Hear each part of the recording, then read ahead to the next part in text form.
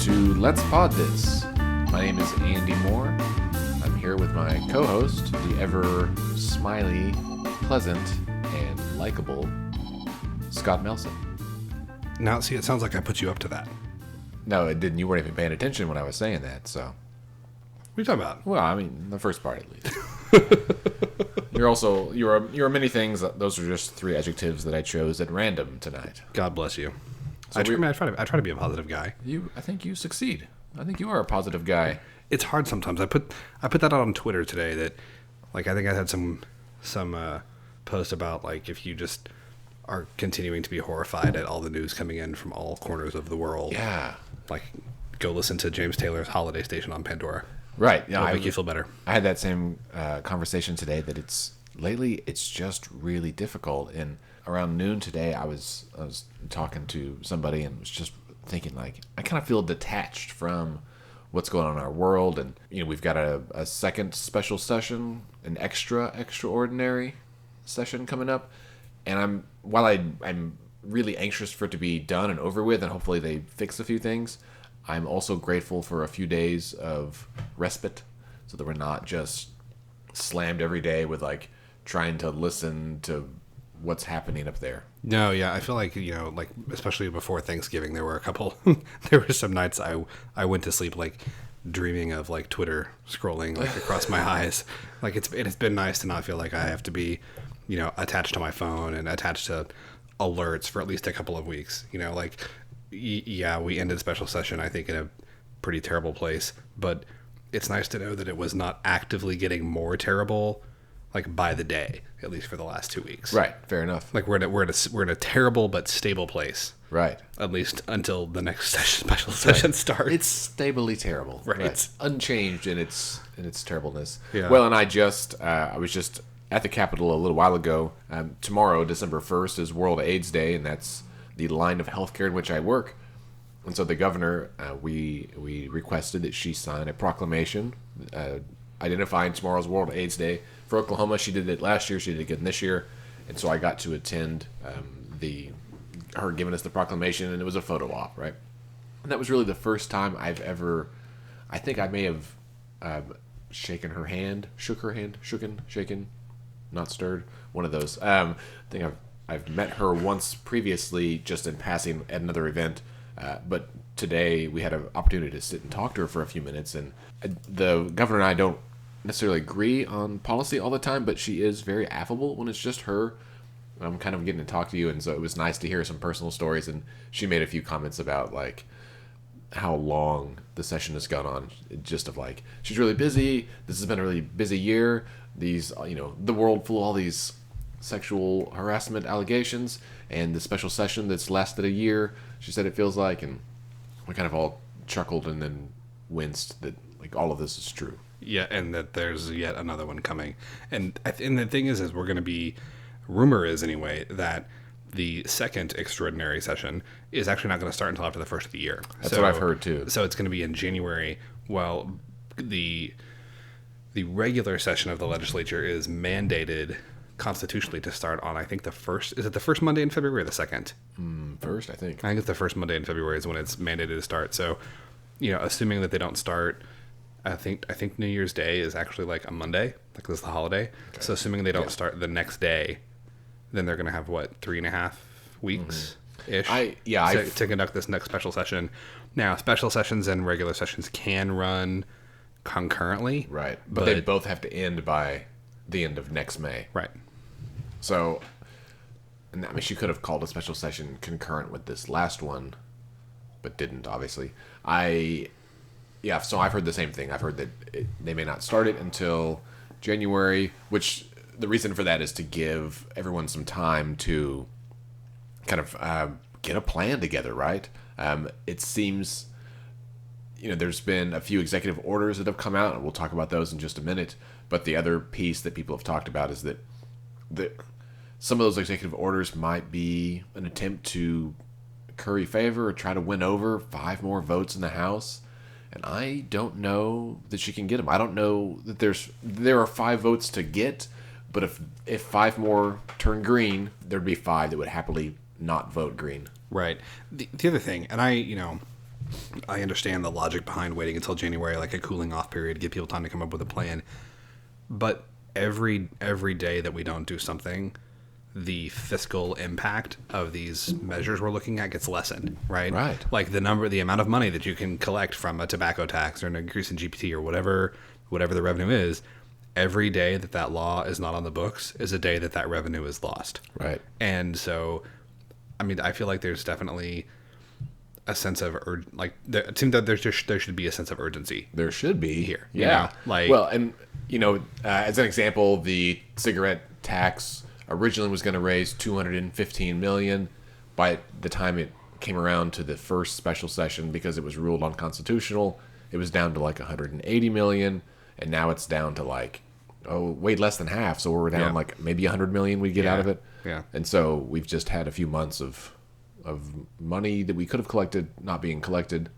That's the way it goes. Right. Can I take a moment of personal privilege? Absolutely. And say I appreciate you. We've been recording in Scott's dining room, but now we're in the upper room, which is nice.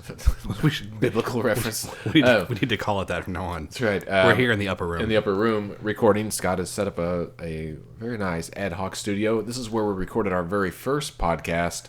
But back then we used your guitar case as a table. It's true. And we actually have a table up here.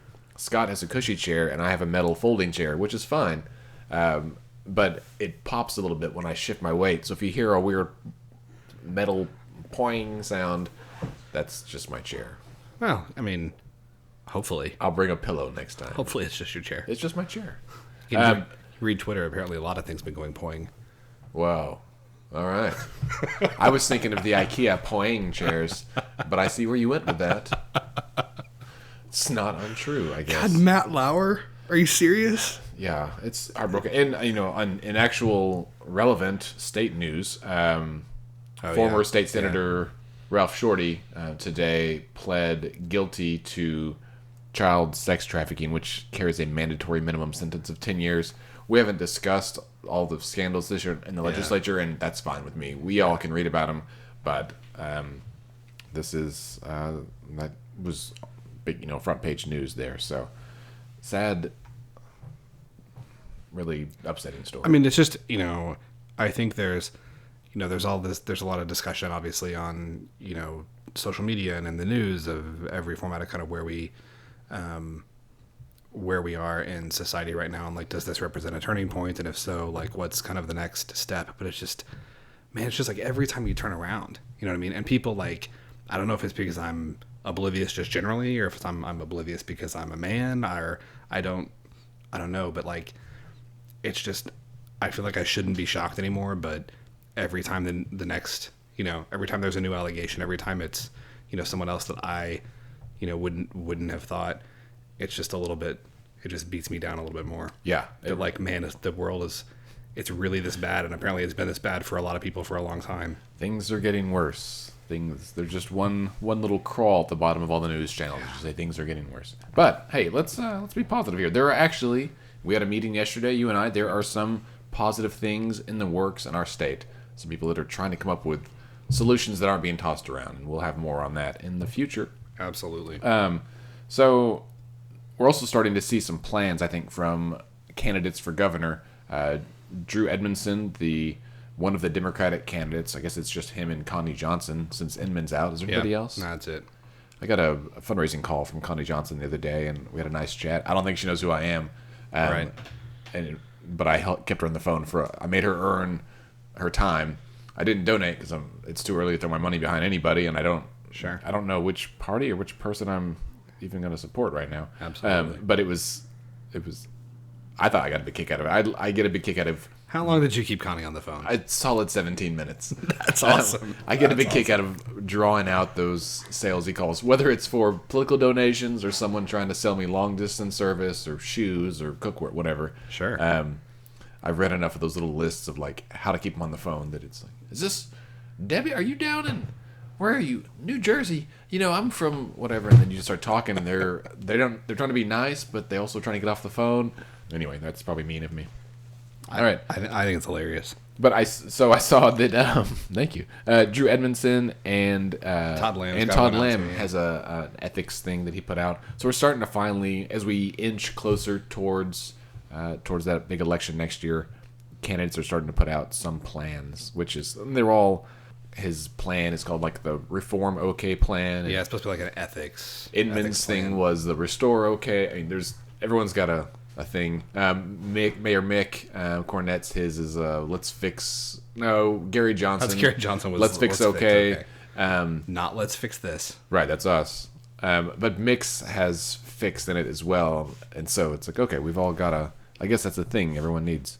But the problem is that for most voters, we're not going to remember the person's name and the name of their plan. Just call it like the Johnson plan or the Lamb plan. Right, exactly. Did you read Lamb's plan? A little bit. I saw some photos of it. I have it pulled up here. My personal favorite of his suggestions was enforce the rule prohibiting alcohol consumption at the Capitol. Oh yeah. So apparently they're all just like boozing it up. Well, yeah. So I've heard that too.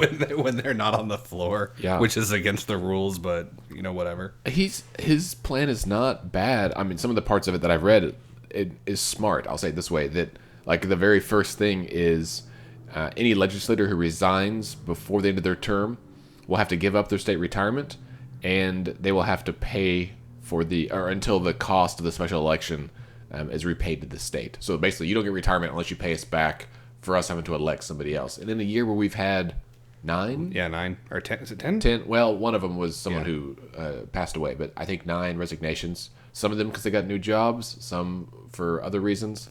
But that's interesting.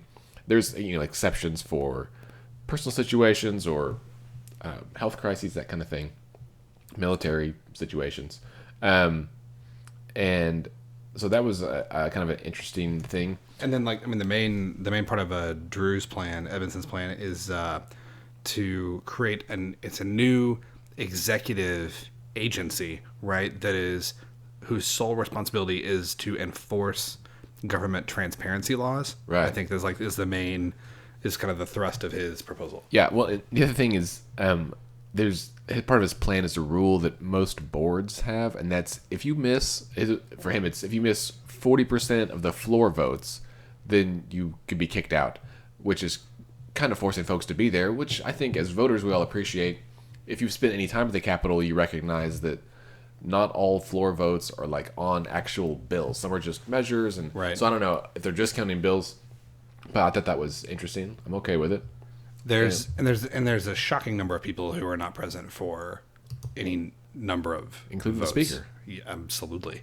Also requiring but requiring sexual harassment training, which I think that they're actually doing already. I read that the House is doing some training. I mean, if you work at any company of any size, you have to do those every year. You probably do too. Oh yeah.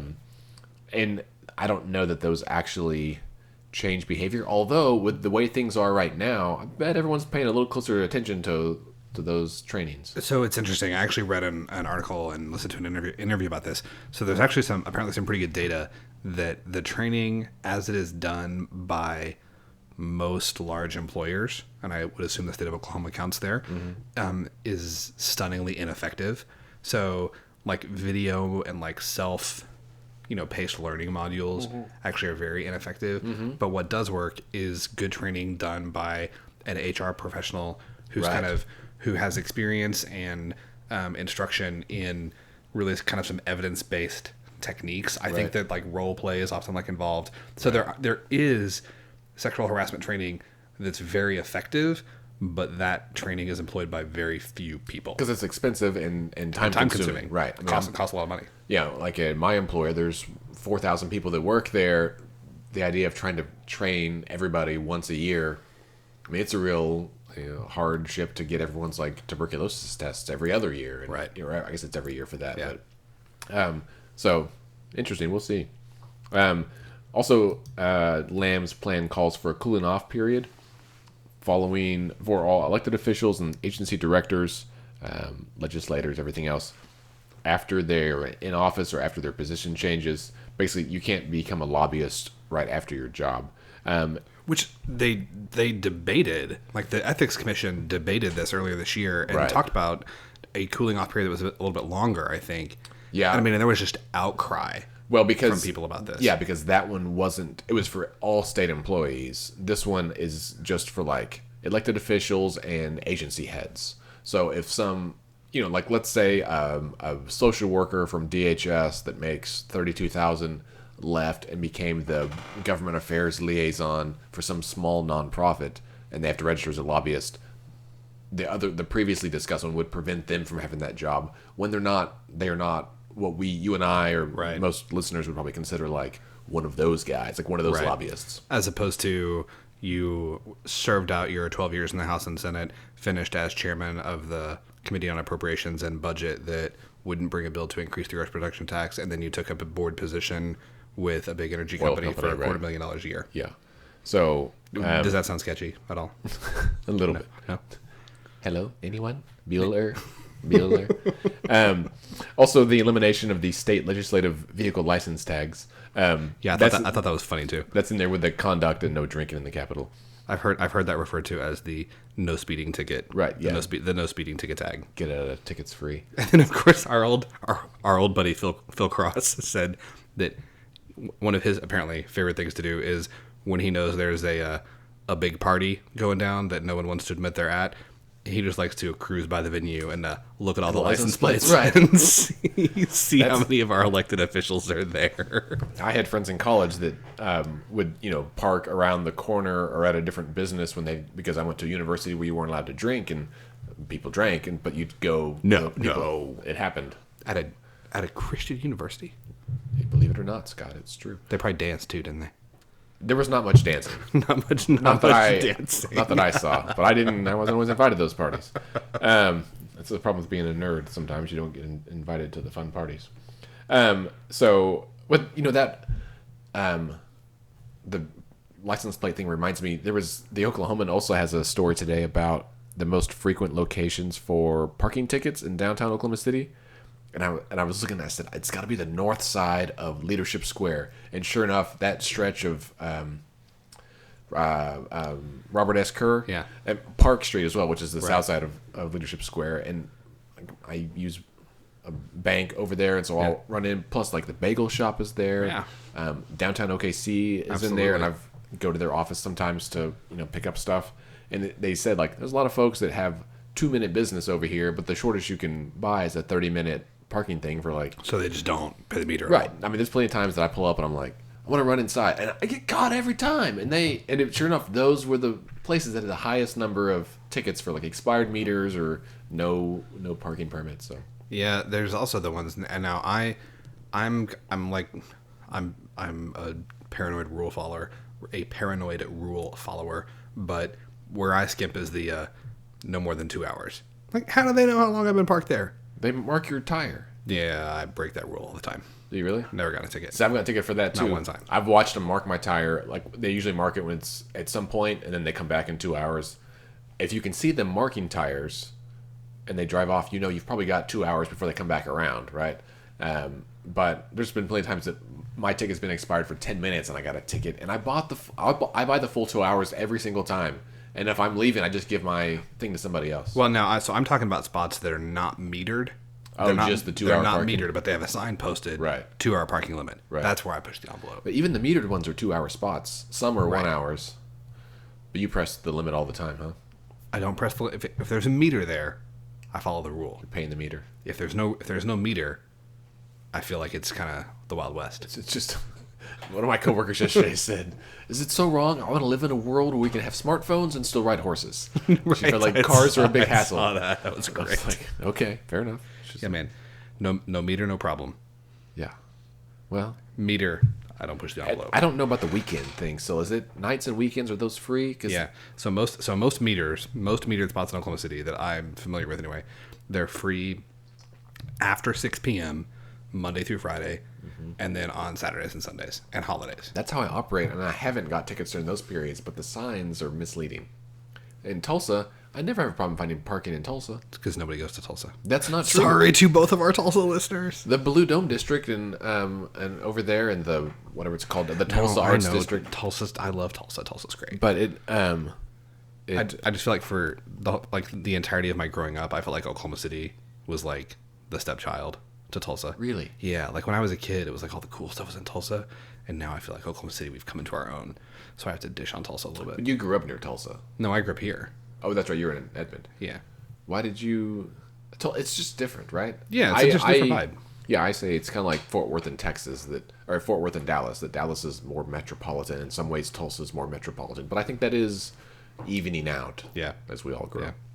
Yeah. Did you read about Drew Edmondson's proposal yet? Yeah. So I read the statement, and that was like 6 hours ago. So I could be forgetting things, but I think the main thrust of it was that there's an ethics commission, or not an ethics commission, a new gubernatorial office, which the governor is empowered to create a new office or agency whose sole purpose would be the enforcement of government transparency laws, which we have some on the books in Oklahoma, but they often go unenforced. Like there was a tweet today from, I think, was it one of the local reporters? I don't want to say who it was because I get it wrong, but sure. But basically that the governor's office has been sued multiple times by individual journalists, civil liberties organizations for failing to comply with open records requests. The House is exempt from Open Records Act. I think part of Drew's proposal is that the legislative bodies would be subject to open records. Right. It's really kind of focused on government transparency. Interesting. And that's one of our topics we've got penciled in for a future episode. So I'm curious to kind of dig more into that. I know Representative Jason Murphy is a big proponent of open government, so it'll be interesting to read more about that. So what's happened since we were last in the? I guess we haven't been in the upper room since our very first episode, but we took a break last week for Thanksgiving. Did you have a nice Thanksgiving? I had a great Thanksgiving. I've got some family in McPherson, Kansas. If you've never been to McPherson, about 45 minutes northwest of Wichita, big oil refinery there. That's the main employer in the town. A lot of wheat farmers, but nice place. So we drove up on my parents and drove up on Thursday morning, hung out with my cousin and her husband and their kids, and then came back Thursday evening. Nice. We picked up my parents and drove. There's things happening to me lately that I'm like, oh, age is creeping along and showing its ugly head, because I'm at that stage in life where my parents are like, oh yeah, well, we'll just you drive, we'll just ride with you. Mm-hmm. You know what I mean? Mm-hmm. Like it's like we've switched. Like not that long ago, it would have been my dad does all the driving when we go places as like a group or a separate car, but now we take one car and it's on me. You know what I'm saying? Yeah. Like, so now you're the one. Right. Like, I feel like that there's just kind of like roles are starting to shift, and it freaks me out a little bit. Yeah. One of my friends was telling me the other day that they drove somewhere and their dad or grandpa insisted on driving, and it resulted in an accident. And so I was like, well, that's the last time that conversation happens, I would assume. Dude, God bless my father-in-law. I love him to death. Ashley's dad is just fantastic. But he likes to drive, and at night, it is terrifying. Sure. Like, it's terrible. I'm to that age now where I would prefer not to drive at night, especially if it's raining. Like I still will, but I don't feel incapable. I'm just like, oh, this is enough harder that I don't want to do it. I can do it, but it makes me a little uncomfortable, and it takes too much effort. Right. Just like, you know what? Can we just be there by 6? Right. I can be in bed by 8 or 9. So, but your Thanksgiving, what'd you guys do? I stayed here, went to my fiance's family on Thursday, and then did it with my family on Saturday, and then had a Friendsgiving in between. So I ate a lot of turkey and dressing, like a lot. So today for lunch I had popcorn. Okay, now your fiance is like mostly vegetarian. Mm-hmm. I've never known the answer to this question. What does a vegetarian do on Thanksgiving? Do you eat all sides and just no main, or is there a vegetarian main that's not turkey? Well, there's tofurkey. It's tofu, but she doesn't do that. She just usually eats a little bit of turkey. She's not hardcore. Okay. All right. I'm not judging. I'm just curious. Honestly, about all the holidays, a bunch of sides is not a bad deal, right? Like dressing, mashed potatoes, cranberry sauce. If you can cover it in green gravy. Beans. Right? Just cover it in gravy. Whatever it is.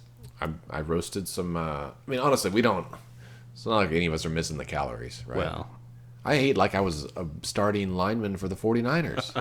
My problem is I eat like that at most meals, right? So, and that's why you're in shape and run marathons, and I'm more rotund. Round as a shape. Yes, I like it. So let's talk about the executive orders that came out. All right. So You got them pulled up there? I do. So the backstory, Monday of last week. So for anyone who listened to our extra special episode, for the extra special session, Governor Fallin vetoed the budget bill that the legislature passed on the last day of special session. Last week, the Monday before Thanksgiving, she held a press conference where she kind of explained her thought process and her reasoning for the veto. She also kind of went into a little bit more depth about calling another special session, a second special session. And then she issued 3 executive orders. And the executive orders deal with a couple of things. So the first one is school consolidation, administrative consolidation of schools. The second one is administrative consolidation of higher education, administrative consolidation of the college and university system in Oklahoma. And the third executive order that she did was... I don't remember.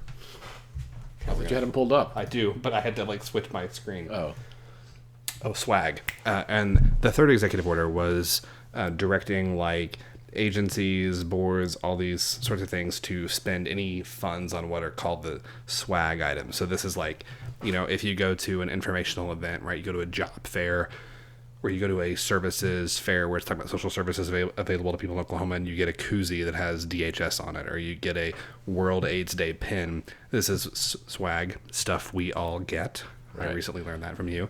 And this is basically banning government agencies from spending any monies on so-called swag items. Yeah, I think that's an interesting one because agencies have got to buy pins for their employees, right? Like every business, I'm sure there's someone out there that would argue that agencies don't need to buy pins. People should just buy their own pins, which is, I disagree. I think that's fine. You're doing the work, you're getting paid, you can buy them a stinking pin. They're buying pins regardless. When they buy in bulk, the cost for a pin that says DHS is not any more than just a regular Bic pin. Right.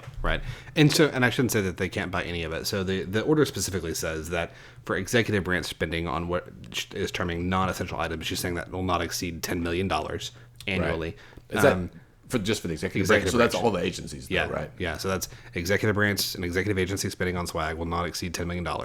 And then any request for these things, any item that is, the quote is, any item utilized to promote access to services provided by the state or state contractor shall not be prohibited, but these have to be, you got to submit a request for approval to the appropriate branch of the appropriate OMES administrator, right. And then they'll approve it or not. I'm also curious how it'll work with divisions or agencies that are federally funded, because those federal dollars aren't subject to state appropriations; they just flow through. And what if you don't use state money? What if you're using federal money? Right. And the other thing that I wonder about this is, we hear all the time, mostly from our friends in the kind of the Republican side of the aisle, that government needs to operate like a business, right? You could fix all of our problems if government operated more like a business.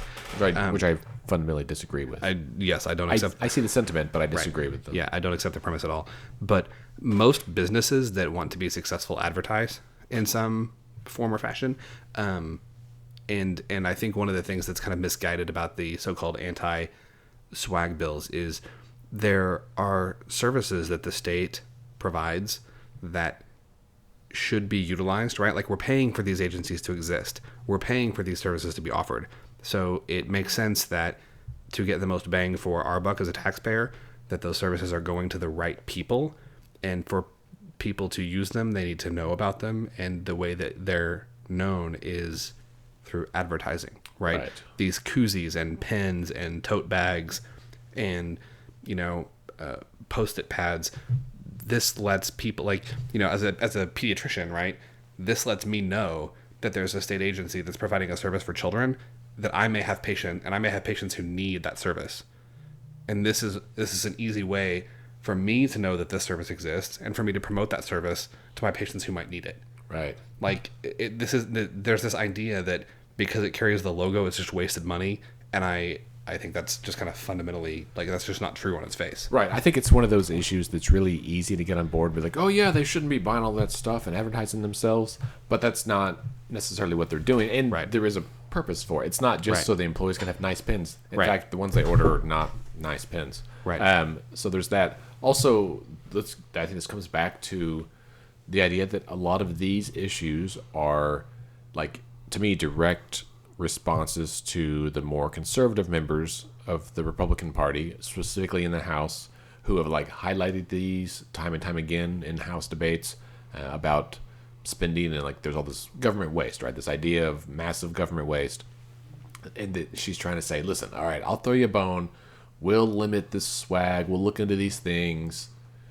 And my hunch is the part of the second part of that sentence that we're not seeing is, we'll do this, comma, if you vote for the bill. Right. Well, and, and I can, again, you're right. Like, I appreciate the sentiment and I appreciate that it sounds good. But if you just kind of start doing basic math, like, now, I'm full disclosure, I'm making up this number because I actually think it's less than $10 million a year. But let's just say that this anti-swag executive order saves the state of Oklahoma $10 million a year. Okay. Our shortfall for the immediate executives, like for this immediate fiscal year, for the year we're in the middle of, for right now, our shortfall is $215 million.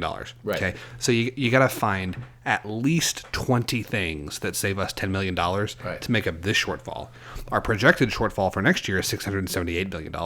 So you got to find almost 70 things that save us $10 million to make up that shortfall. And if you look at where we're at as compared to fiscal year 2009, we're down $1.2 billion. Right. Okay. $1.2 billion. So you got to find at least 120 things, right, that are going to save us $10 million a pop to get there. Which is improbable. It's improbable, and I don't think it's a stretch to say that you could easily spend tens of millions of dollars in studies and audits and time trying to find that $1.2 billion in wasted spending. Right. I totally agree. To say nothing of the fact that I just don't think it exists. Right. I do think that, there are a number of options that are out there, though, right? So the big budget bill, should it come back for a vote, will still require 76 votes. And it's not impossible, but it is unlikely. But there's a number of other options that are out there that could net us $100 million here, $100 million there, and maybe add up a little more quickly than just, $10 million at a piece. Right, exactly. There are, a half dozen ways that we can make up this budget shortfall that would be easier, less expensive, and I think more palatable to the public than trying to nickel and dime our way there. And again, you've got to think, like, we've cut overall spending 40% since fiscal year 2009. We're adjusted for inflation. We're down 40% in the last 8 years. What's left? Right? Like, what's left? Yeah, it's going to be. I really like the Oklahoma Policy Institute. They've got some of their charts because they show the data over, like, the last decade. So it extends our view of it, and not just be just a year or two, but, like, let's look at it over time so you can kind of see, like, what's happened over the last 10 years. So their stuff goes back to fiscal year 2008, which is 10 years ago. And so you can still see the dip from the financial crisis that hit the United States. It hit Oklahoma like a year late. And so there's, like, the federal stimulus funds were in there. Remember the stimulus package and all that? And we used rainy day fund back then. And it came back up to kind of where it was. And then the last 3 years, it's dip down. Yeah. With rainy day fund being used in each of those years to make up the difference. And so really, like, the state, and we said this last year, but the state is living check to check. Right. And this is, we're kind of coming up on, because the next executive order has to do with school consolidation. We're going to kind of dig into that even a little bit deeper. But this brings up a point I want to reiterate. When people tell you that state government spending in Oklahoma is at an all-time high, don't believe them. When they say that it continues to go up year after year after year, don't believe them. That's not true. Okay? It's just not true. In a couple of ways. Right. which leads me to my next point. I think it would be super awesome to get the folks from OK Policy and Oklahoma Policy Institute and the folks from OCPA in the same room and just like There might be a fist fight. well, no, I'd get like gift like have you seen like in the Dark Knight, the Batman movie, The Dark Knight? Mm-hmm. When the Joker, like when he gets those two guys in and he like breaks the pool cue and throws the sticks on the ground and says, "We're gonna have tryouts." I don't remember that scene, but that made me think of... I kind of want to do that with Oklahoma Policy and OCPA. I was thinking like American Gladiators. Like, I don't know that feats of strength is really the way to go here. That just further devolves us into... I think it'd be awesome. I think people would pay to watch that. They would, but it wouldn't... I don't think they'd pay $700 million to watch it. Probably not. Hey, how much is it for the teacher pay raise, though? $300 million? Something like that, yeah. 250, 300 million, somewhere there. T. Boone Pickens is selling his ranch out in the panhandle of Texas, out near Pampa, Texas, right? It looks like a nice place. Yeah. It's $250. It looks like a nice place. It's $250 million. So I think we should ask Mr. Pickens, like, listen, I know you love this state, and once you sell this to some other wealthy person, we use the proceeds can to you fund give a us teacher the money? pay raise. Because we need the money. Like, yeah. Also, George Strait selling his ranch down in the Texas Hill Country. Also a nice place. If only I had $1 billion, I could just have a summer home and a winter home within the state of Texas, and because I don't want to live in the Panhandle, not even in a really nice place out near Tampa. I don't think you want that to be your winter home either, dude. No, that would be my summer home. That'd be your summer home. I don't want to, not there in the summer either. No, Yeah, right. The Panhandle is kind of a miserable I was going to say, you place. spent much time in the Texas Panhandle? I've been through there a number of times, like on trips, and we always would spend the night there, or even just driving through. Every single trip, there have been severe thunderstorms, tornadoes, giant hail. Like my grandparents' camper got pummeled by hail. There's a tornado within 2 miles of our campground twice. Different campgrounds. I went through there 4 years ago, just driving, and we were having to outrun a tornado like on I-40. I don't want to live there. Dude, this is no BS. We, not the last time that I drove through the Texas, it might have been the last time actually, on my way, because we drive through there on our, like when we go to Colorado, right. we take that way and we drive through the Panhandle and we turn north in Amarillo and drive up to Raton Pass and pick up on 25. Yeah. Anyway, we were driving through and like it's clear skies, like sunny day. You can see some clouds kind of off, in front of us, but as these clouds get closer, it looks like it's raining. Well, and we enter, like we drive under this cloud, and dude, this hail was like horrible. We were in a rental car, fortunately, so I was like, whatever, we're gonna keep going. But like this, it was terrible hail, and we just like keep powering through. And for like 10 minutes, we drive through like the worst hail I've ever seen. And then it's like there's a line, and we get out front of that cloud, and it's sunny skies again. We just keep going. Like there's this hailstorm that was like 3 miles wide in the middle of the Texas Panhandle. Right. Of course, it hit you. Right. Yeah, I'm sure. I really do. Between the two panhandles of Texas and Oklahoma, I think Oklahoma's panhandle is prettier. Yeah. Like those rolling hills. Yeah. It's like the ocean just covered in grass. Like it's really kind of beautiful in a way. Yeah. And so I'd like to go out to Black Mesa and go camping out there, which is the highest point in Oklahoma. I've hiked to the highest point in Texas. I'd like to do it in Oklahoma as well. Let's go to Guyman. We'll take the pod on the road. That'd be great. We'll go to Guyman. We'll have a live pod in Guyman, and then we'll go hike. Right. A podcast. We need some kind of catchy name for this. Is it Black Mesa's there, right? Mm-hmm. The Mesa Cast? No, that's bad. That's not terrible. Mesa Cast. Mesa Cast. We can think about this some more. So, a few of the recurring revenue options that the Oklahoma Policy Institute has put out there.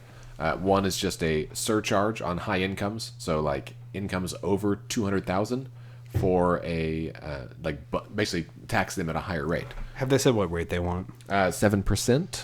No, 6% on incomes over $200,000, which is household income, and 7% on those that are a household income of $400,000. Yeah. And that would only affect 3% of households in Oklahoma. So the top 3% of Oklahoma would pay a little bit more. Traditionally, our high rate is 6.25, I think, right? Like I think that's what it was before we started, slashing and burning, right? In the mid 2000s, mid 90s. So that would net somewhere around $200 million. They could end the capital gains exemption. I think this one also is getting some traction. This one pisses me off because not because I have capital gains that are going to be taxed, but because it makes so much sense, right?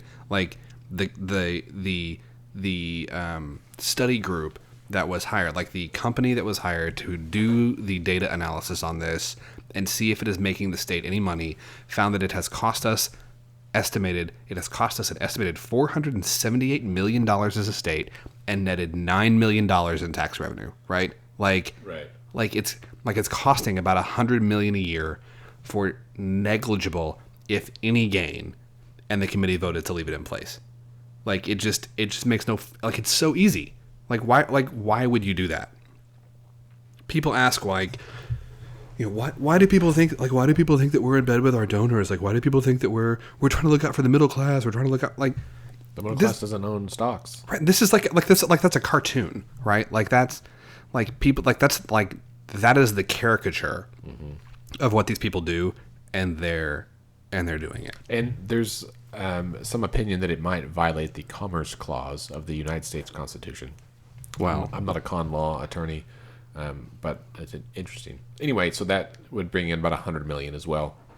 A few things: cigarette tax, of course, the fuel tax, of course. I mean, those are things already being discussed, but those two would require a bigger push, a bigger number of votes. Right. Ending the other things, if you're ending an exemption, That's 51 votes. 51 votes. And assuming all the Dems vote for it, that's 28. So, I mean, really, you need 23. You need 23 of the 74 Republicans to do that. Yeah. So there's that. They could, and this is something that Governor Fallin proposed, and that's expanding the tax base and taxing services, not just products, like a sales tax. And of course, people are like, you want to tax my haircuts? You want to tax my doctor's bills? Well, no, you can pick which ones. Right. But they're like fur storage. If you've got a mink coat you store, you pay them to store it. Maybe we should tax that, because that seems like a luxury that not everyone needs. It's okay to tax a little bit. Sure. And then there's like private jet rental, right? Like, yeah. I mean, there's lots of services out there that most folks aren't utilizing, and the folks that are using it can afford to pay a few extra bucks. Right? Which, I mean, now this is not me arguing, it's kind of devil's advocate. I think that there is, you know, the argument is that well, just because someone can afford to pay a tax, does that mean you should levy it? Right. Right. Like does the fact that someone can afford to pay a tax, does that mean they deserve to pay that tax? Right. That's a fair point. That's a good argument. I think it depends on what the tax is and how bad your hole is. You know, and I mean, and I think there's definitely a really strong argument to make on income, right? Like I think a progressive income tax system, I think absolutely makes a lot of sense. I don't know that you do both. You know what I mean? I mean, I don't know. Maybe you do. I don't know. And the income tax issue is what got us into this mess in the first place, right? Right. So there was the tax rate was whatever it was, and then if the economy grew, there was a trigger that's not there now, but it was. It said if the economy grew by 5% or something, then the income tax rate would be cut, and that was passed when things were really going pretty great. But what happened in 2009, 2010, the economy tanked. So it was doing terrible, and then it started getting better. Well, the trigger wasn't like, if we're doing good and it gets better, we cut it. It was just like, if it gets better, no matter what. But we were doing terrible, things got a little less terrible, and the trigger went into effect, cut the rate like twice in a row. And so that just gutted the tax base, like the broad income tax base everyone pays. Which, by the way, if you're listening to this, and the federal tax bill that's being debated in the Senate right now hasn't passed yet, this is what they're wanting to do at a federal level as well. Right. So if you feel, and again, I want to be very clear, here at Let's Fix This and Let's Pod This, we are a nonpartisan, nonprofit 501c3 organization, so I'm not advocating for you, I'm not advocating a position. But if you feel like where we are in Oklahoma has not worked out well, and you don't feel like that's a good idea to do at the federal level either, you could call Senator Langford and Senator Inhofe and express that opinion. And send an email and maybe a written letter. Or yeah, whatever sure. You can. If, on the other hand, you feel like we're in a great position in Oklahoma and it's been just, you know, gangbusters, and you want to see us take this show national, you can call them and let them know that as well. It's a long way to the top when you want to rock and roll. But you know what I mean? I think to me the argument against like kind of like the luxury services tax is that on the one hand, does it bring in more revenue? Yes. Can people using those services afford to pay the tax? Yes. However, it's a really small number of people.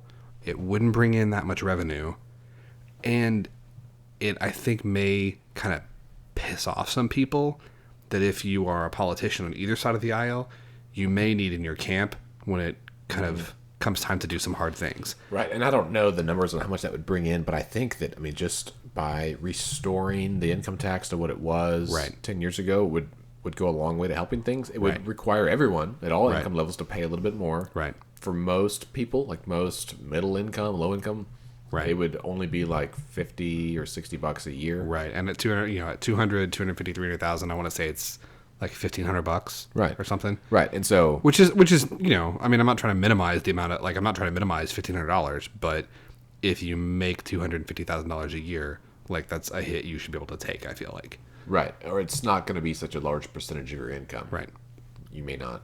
Hopefully, maybe you've saved a little bit and you can make it through. And also, it's divided out, so it's like $100 a month. Right. So it's like adding another cell phone or something. Right. So there's a lot of options out there. We'll see if any of those get any traction, I think, as we move towards special session. I know there are some private businesses that are really pushing the income tax thing. Right. They're pushing that because they don't want other corporate taxes to be pushed up. But, and I don't know that their approach is the right approach, but I think there's a lot of groups that are looking at different things. So I guess we'll find out. All right. So that's the swag order. Right, the anti-swag bill. Oh, right. Are we still talking about that? Well, it's not that we're still talking about it, but we got two other executive orders we got to talk about. The other one, and we're not going to spend a lot of time on this one, is basically administrative consolidation for higher education. So this is an order that directs the Oklahoma state regents for higher education in order to stabilize funding. It just directs that the chancellor for the state regents of higher education shall develop a plan to be presented to the governor for the administrative consolidation of universities, colleges, centers, and branch campuses by December of 2018, and that they'll execute the plan by December of 2019. So what this is saying is telling the state regents to look at, like, the OU system, the Oklahoma State system.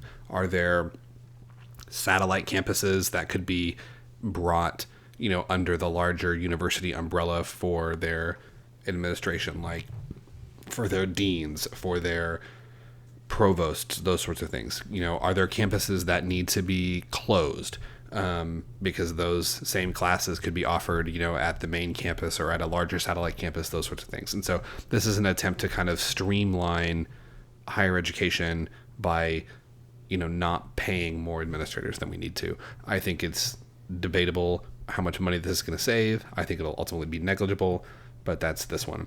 The third executive order, which I think is the big one that honestly merits the most discussion, has to do with administrative consolidation for schools.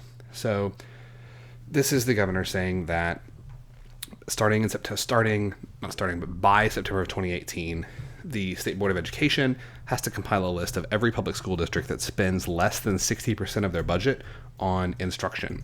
And basically looking at those schools that are spending less than 60% of those schools and districts that are spending less than 60% of their total budget on instruction, can we consolidate those schools or consolidate those districts in a way that will save money? Specifically saying we want to save money on administrative costs. And so this kind of, there's a couple of definitions to talk about here. There's one, school consolidation. So school consolidation is saying there's school A, there's school B. Each one of them serve 300 students. They're fairly close together. We don't really need two schools to serve this population. We're going to close school A, move all the students to school B, and save some money. That's school consolidation. Okay. Separate from that, there's administrative consolidation. Administrative consolidation is saying, okay, there's school district A and school district B, and maybe they're close together, and school district A has 1,000 students, school district B has 1,000 students, and while we don't need to close any schools in those individual districts, do there really need to be two separate districts, or could we combine them into one with one superintendent, one, board, one bus system, one maintenance system, all those sorts of things, and save money by spreading those administrative services out over more than one district? This has been a favorite target for folks in the legislature for at least the last 10 years. Oklahoma traditionally has a pretty large number of school districts compared to other states in the union, particularly given the number of counties we have and our population. And there's a lot of reasons for that, not least of which is that we're an agricultural state that have communities that are pretty spread out, and communities like to have their own school districts. So even though we only have 99 counties, 77 counties, we have a lot of school districts. I think like 500 and something right now. Yeah. And this, from, I think Ben Felder at the Oklahoman had done this report that something like more than 500, I think it's like 571 school districts, and more than 500 of them don't meet that 60% threshold. Right. It's also, fun fact, the way that school districts were originally formed in Oklahoma. Have we discussed this already? Yeah, I think you and I have, but we've not discussed it on the pod. It was, from what I've been told, it was by how far you could ride a horse in a day. So, because you have to ride to the school and ride home at night. Sure. And so we just kind of kept it with that. Certainly, some districts have consolidated. Oklahoma City is huge. Tulsa's huge. But a lot of these districts are just a small town because there's nothing in between. Right. And my take on this is that it's not about consolidating the buildings necessarily as much as it is the administrative cost. And there is some cost associated with operating a building, right? But in many communities, this school it's like one school for K through 12, and it's it's the community center. It's the only public thing building, right? Like if there's anything that happens in this town, it happens at the school. Right. Everything happens there. And so it's used for more than just a school. And in many of the districts, they, like the school has a principal and a superintendent, but often it's the same person. Like, and you can, maybe their salary should change. There's that argument there. But I think that overall it's, again, much like the swag, it's not going to find the kind of savings we need. It is a bone to those that are concerned about pinching every penny, which, and fine, maybe we need to. But I think if they eliminated like every superintendent, we'd save like... Oh, I've got the numbers. Okay, go for it. Yeah. Now, you can get at this by doing some fairly straightforward math. I want to emphasize, I didn't do that math. I let the good folks at Oklahoma Policy Institute do it for me because they do it a lot more and they're way better, and they publish their results free of charge to the public because they're a nonprofit. God bless you, OK Policy. So the most recent year for which we have complete data is fiscal year 2015. So in fiscal year 2015, the school district administration in Oklahoma accounted for $237 per student. Okay, that's 3% of total school spending. 3% of total school spending. Okay, tiny, right? And not only is it tiny, it's not like that's above average for the United States. That's 25th out of 50 in the U.S. Okay, so could we spend a little bit less? Sure, but there are plenty of places that spend more. Okay, now let's say, all right, well, just like Andy just said, okay, man, every penny like counts. We need to. Right, we need to pinch wherever we can. Okay, do you know right now if we? I'm trying to the best way to say this. Right now, Oklahoma ranks 47th in per student spending. Okay, 47 out of the 50 states in the U.S. And we are the state that cut education spending by the most. That report came out this week by a lot more than the next state, like a substantial amount. Do you know that if we reduced our administrative costs to zero? Right? So if we took all of that $237 per student and we moved it all to instruction, do you know where that would change our ranking? Like how far we'd move up from 47? 45th. No. We'd stay at 47. It wouldn't even move us. That's bananas. Right. Like it's just like, fine, we can save a little bit of money, but it's not enough that's going to make us like all these people that are out there saying by, administrative consolidation and school consolidation that like that's somehow going to like that's going to bring in all that we need to pay for a teacher pay raise. Like it's just not true. Like that's not going to happen. That's not like, and the math is there.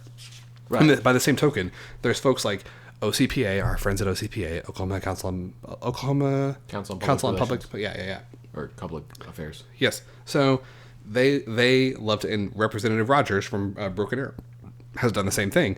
They love to say that school funding isn't actually down.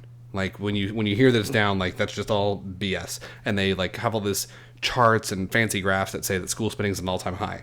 The only way that you can look at school spending in Oklahoma and say that it's at an all-time high is if you include the following: families paying for school activities, paying for athletics, paying for lunches, booster clubs and other district fundraising, tuition and fees for extracurricular programs, municipal and county taxes and bond issues, state funding for the general operations and employee health benefits. The list goes on and on. The only way like that you can say our per pupil funding is at an all-time high is if you include money from all these other sources that have nothing to do with actually like paying for education. Like it's just not true. Mm-hmm. I think it's such an interesting. It's one of those issues that on the surface I totally get why people think it's going to be this is how we're going to find it, like it, because it feels like maybe there's lots of waste there. It seems like there's only 77 counties or 500 districts, this must be it.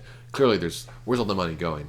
And the truth is it's been cut year after year for 10 years. We've cut more in the last year than any other state. I think we cut more than the next two states combined. Right. And this gets at kind of like one of the fundamental philosophical agreements that we have between the left and the right at this point in time, which is the idea that for some reason government is inherently wasteful, mm-hmm. and the private sector is not. Mm-hmm. And the argument that I make in response to that is the same people who work in government are the same people who work, like the people who work in government are the same people who work in private sector, mm-hmm. right? Like we're all humans. We all have inclinations. We're all subject to temptation. We're all subject to doing good things. Like this idea that there's something about government that makes it wasteful, I just fundamentally disagree with. But I think that that's the perspective that some of our leaders have. And so they see this, well, man, we have more school districts than we should, so we must be just wasting a ton of money on administration, even when the facts don't bear that out. Mm-hmm. Yeah, I'm curious to see how it goes. I mean, maybe this is the bone that some of the more conservative members need in order to change their mind or to vote for something. Like it may take a little wedge, right? Like just a little lever to make it happen. So yeah, we shall see. We shall see. You got big plans coming up this weekend? No plans. Nice. No plans. I did just see that the Oklahoma Watch has posted the subpoenas to top Governor Fallin aides and OMS, so like Preston Dorflinger, Denise Northrup, Chris Binge. With Department of Health? Yeah, so there's subpoenas about that and some other just budget negotiations. There's a House committee that's looking into that, and so Paul Money's over at Oklahoma Watch just posted those. Man, he does a great job. He's a good guy. We need to have him on the pod. You think he'd come on the pod? Maybe. I like that guy. I'll reach out. Okay, so that brings us to the end of this episode. Remember, you can connect with us on Twitter and Instagram. We're at Let's Fix This OK. I'm at AndyOKC. Scott is at SC Melson. And on Facebook, we are facebook.com/Let's Fix This OK. You can subscribe to the pod on the Apple Podcasts app, Stitcher, and Google Play, and really wherever you find podcasts. Please be sure to follow, subscribe, and rate us. Send us notes, messages, questions. We'd love to respond on the next episode. Our podcast is edited and produced by Scott and me, and Let's Pod This is a member of the Mostly Harmless Media Network. Theme music is provided by the Sugar Free All-Stars. Let's Fix This is a nonpartisan, non-profit organization who strives to educate and equip all Oklahomans to engage with their government. We encourage you to get involved in any way that you can, and remember, decisions are made by those who show up.